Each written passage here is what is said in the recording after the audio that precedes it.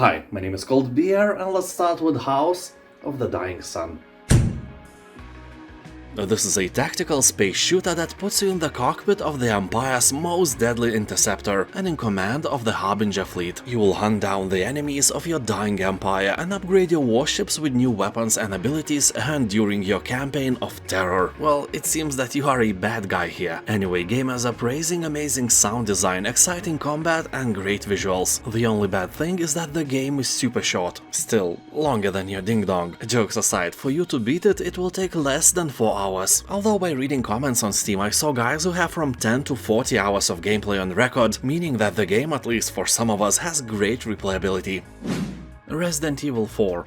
6 years have passed since the biological disaster in Raccoon City. You are one of the survivors of the incident, and you have been sent to rescue the president's kidnapped daughter. You track her to a secluded European village where there is something terribly wrong with the locals. They all put pineapple into potato salad. I'm kidding, of course, nothing that horrifying. Those people are just crazy. You know, they want to kill you, mutilate your body, and then do something else with it. What a nice place to be, you know? So you will be living this nightmare and you will do your best trying to survive. People are saying that after playing Resident Evil 2 Remake, it was hard to hope that anything can be that level of awesomeness, but Resident Evil 4 does miracles. Players are saying that this remake is just excellent, and you know, I can only agree, this game is awesome. Sunless Sea.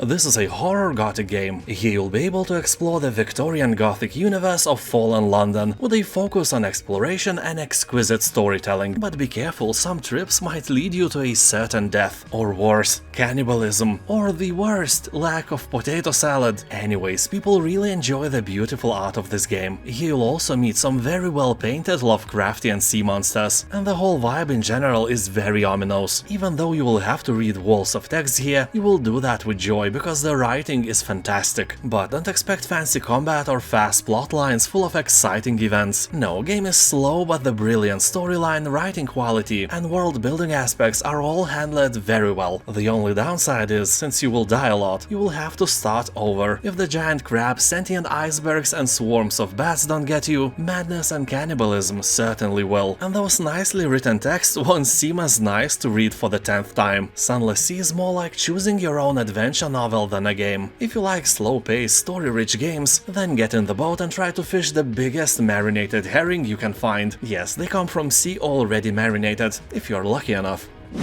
Factory Town. This is a real treat for automation, base building and sandbox fans. Here you'll create a giant factory using conveyor belts, trains, chutes, pipes and airships. You can sell your goods to nearby villagers to expand their borders, increase happiness and unlock better skills. As your earnings rise, you can research new technology to improve your supply chains and grow your civilization. There's no enemies or starvation to worry about, so you can enjoy a stress-free logistics challenge to maximize production and happiness. A perfect game for a calm evening with your mother-in-law. People on Steam are saying that this is a hybrid between Banished and Factorio, and everyone who had low expectations with the game were surprised with what they actually got. I especially like the one comment on Steam stating that the game is kinda chill but gets repetitive. He has 440 hours on record. I wish every game I ever played was this repetitive.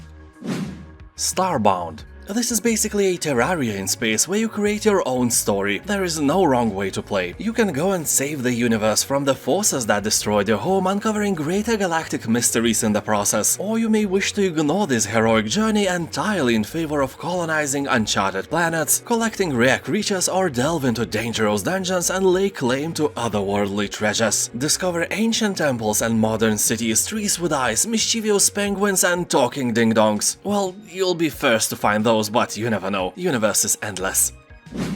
Hogwarts Legacy. I had a lot of fun playing this game. All in all, Hogwarts Legacy was one of the few games that actually survived the hype train and never crashed anywhere. The game has above 90% of positive reviews on Steam, and I would give the game 10 cold beers out of 10 without much thinking. The world is very detailed, quests are handcrafted and fun, magic truly feels like magic, and the world is really open. Although the map is shaped like a bow, very narrow and long. But that's maybe a thing of a lore. I don't know, I have never read the books, only seen the movie. movies. Only thing that actually spoiled the game a bit was how soon I got the ability to fly. That absolutely crashed the exploration on footpath. Flying in Hogwarts is awesome, but I would have given this ability way later in the game. The variety of enemies also could be wider, but hey, it's a great game. You have all my recommendations.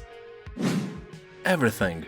Now, if you wondered if we live in a simulation, this game is a great example of how it can go if someone who created or simulated universe decided to play a bit with it. And I'm not talking about making your nose even larger for fun, no, game has a much bigger scale, although not as big as your mama. Everything is an interactive experience where every object in the universe is a playable character, from animals to planets to galaxies and beyond. Travel between outer and inner space and explore a vast interconnected universe of things without enforced goals, scores or tasks to complete. This is a sandbox where you can sink a lot of your time, and it is more of an art than an actual game, but it works as a great stress reliever. Some say even better than potato salad. No, actually nobody said that, at least in this universe.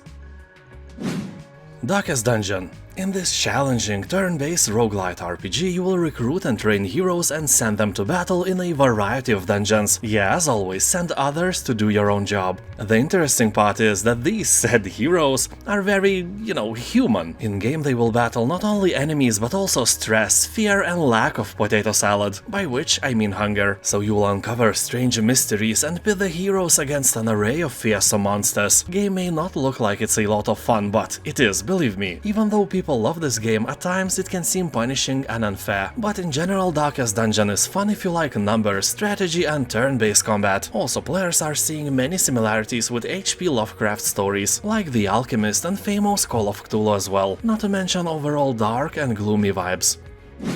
Stolen Realm. The game has a simultaneous team turn system implemented for faster combat and character scaling, meaning that no matter how many people will join you on your quest, the overall difficulty of the game will stay the same. Here, more than 240 skills in 8 distinct skill trees, 500 items and fun rewarding activities will keep you entertained. Game is in early access, but it already has very positive reviews, so it's a great sign. People are talking that the game is really enjoyable, but best if played in a group of 2 to 4 people. For example, I don't have this amount of friends, so I will skip it and keep my virginity strong with other games, but if you have a buddy or two, invite your both mothers-in-law and have fun together. And after that, of course, you can try this game.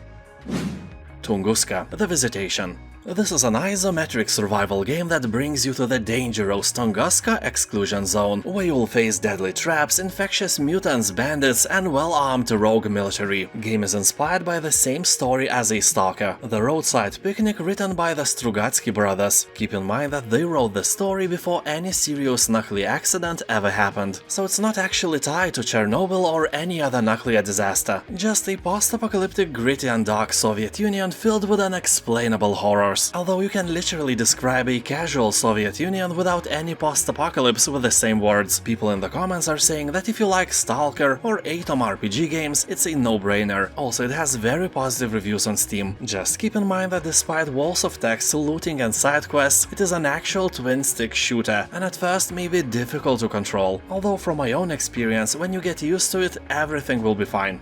And now, thank you for watching, have a nice day and I'll see you next time.